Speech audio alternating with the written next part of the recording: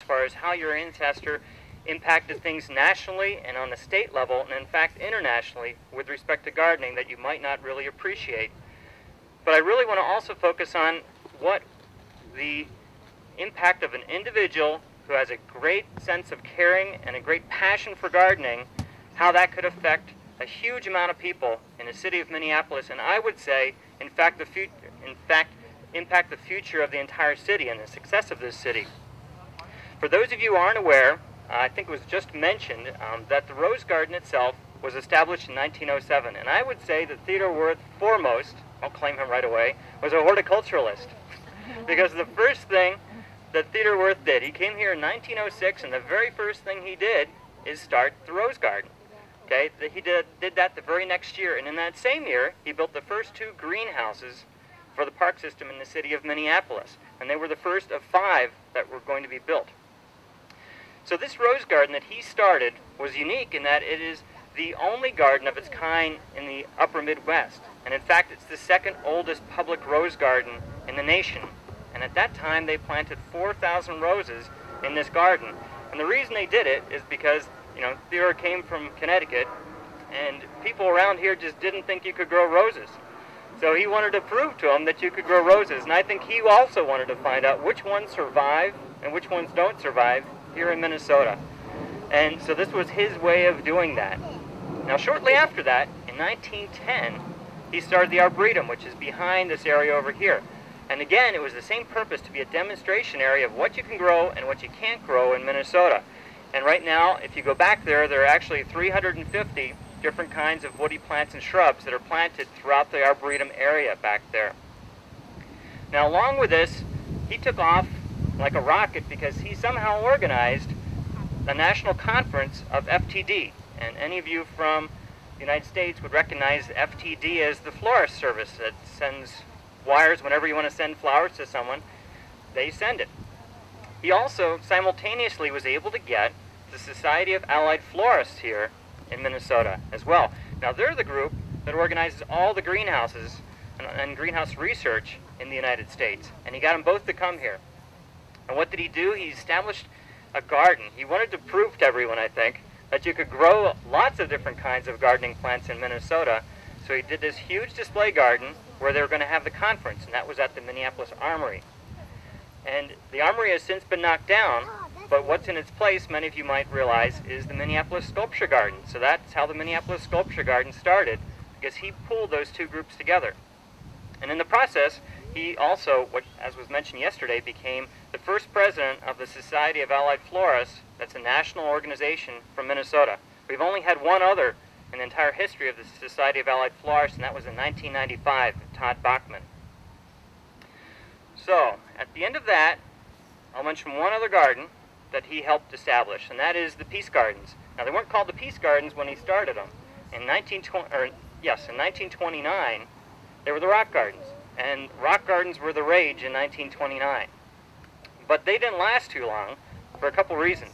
The Great Depression came along, and we didn't have any more money on the park board to maintain things, and any of you who have a rock garden realize that they take an awful lot of work to maintain, and you're weeding all the time.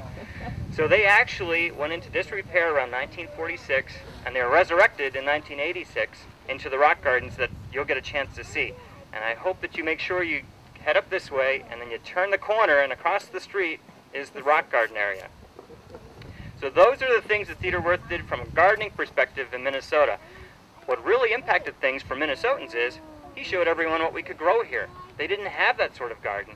And this garden in 1942 became an AARS garden, which means it's the American Association of Rose Society, All-American Rose Society. And what we do is we evaluate roses, and this is the northernmost test site from a standpoint of plant zones in the United States. So if they survive here, they survive anywhere south here. so that's why we use it here. So that happens every year. We evaluate, send those results in, and when any of you ever see an All-American selection of roses, it came through this garden at some point and was tested. So what did Theodore do from a standpoint of state and national that a lot of you may not realize? Well, the very next year after he got here, he pulled together the Minnesota Florist Association, and he also pulled together the Garden Club, the Minneapolis Garden Club, and he formed the Minnesota State Florist Association, which eventually became the Commercial Flower Growers Association in Minnesota. Now, this is the group that has funded research in floriculture and helped the greenhouse industry for the last 80 years. Okay? They're the ones who helped hire me, as a matter of fact. And here's a picture that I brought along. This is a picture of the conference that was at the Armory. Hold it in front. The conference at the Armory that was held, and it says the Society of Allied Florists across the front. And this has been handed down from floriculture professor to floriculture professor since that time at the University of Minnesota. I had no idea that Theodore is in this picture. So when I found this information on the web, I crawled up, and there's a little piece of tape, and it's right over Theodore Wirth. And so he's actually in there. So he is indirectly responsible for me getting my job. John, could you hold up one more moment? I'll get another shot. What year was that, John? This is 1913. Or the year I got my job. That's 1989. Wasn't that the year they had the big conference of... That was the joint conference. So this is in the Armory site, so this is now the sculpture garden. Approximately how many people were there?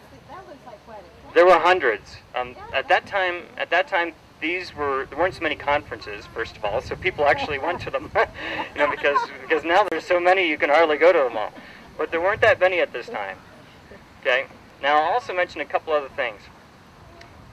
That group, the Minnesota Commercial Flower Growers Group, supported research in this state at the University of Minnesota. So what happened with that? Well, the University of Minnesota was one of the major institutions responsible for the development of Easter lilies, potted Easter lilies, with dollars that came from this group that was started by Theodore Wirth. It was the major institution that started cyclamen research, potted cyclamen. It's the major institution for garden mums. Garden mums sold all over the world, including in Europe. The hardy ones are tested and were started here, and the genetics that are used everywhere originally came from a variety called Min Gopher, which is Minnesotan. Okay, Liatris. Liatris came from a group of professors that we had visiting years ago through support from the commercial flower growers. We took them up north. Harold Wilkins did, my predecessor. They dug up a Liatris beside the road. They took it back to Israel. They developed the entire world Liatris industry from that corm. So, along with that, what else? Cyclamen, Liatris. I'm missing some other things. I will just tell you the last couple things. The flowering of research of many perennial crops was developed here as far as how you do that. And recently we've been working on how to get things to bloom using day length and temperature.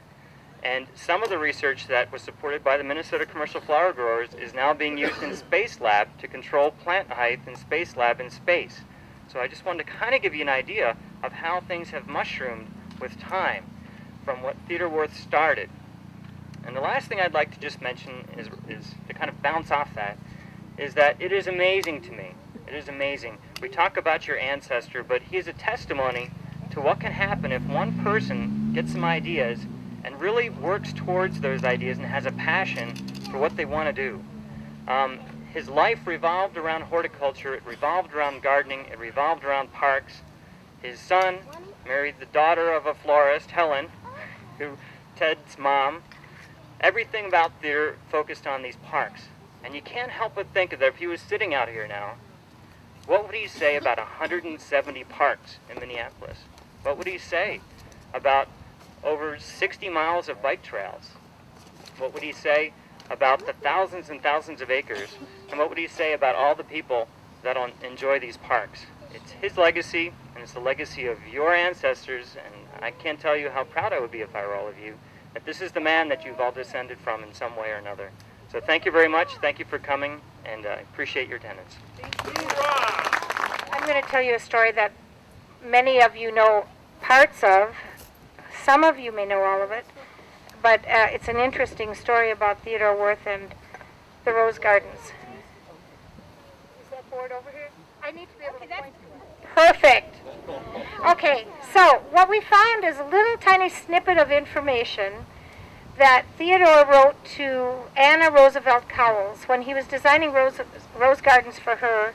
She lived right outside of Hartford, Connecticut, and while he was the superintendent of Hartford, he was designing Roosevelt rose gardens. And in the letter to her, he said that he was going to design her a rose garden just like his mother had back in Switzerland.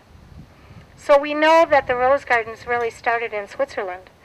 And his mother died when he was about 13 years old, and he became, he said he became less interested in academics, more interested in these roses.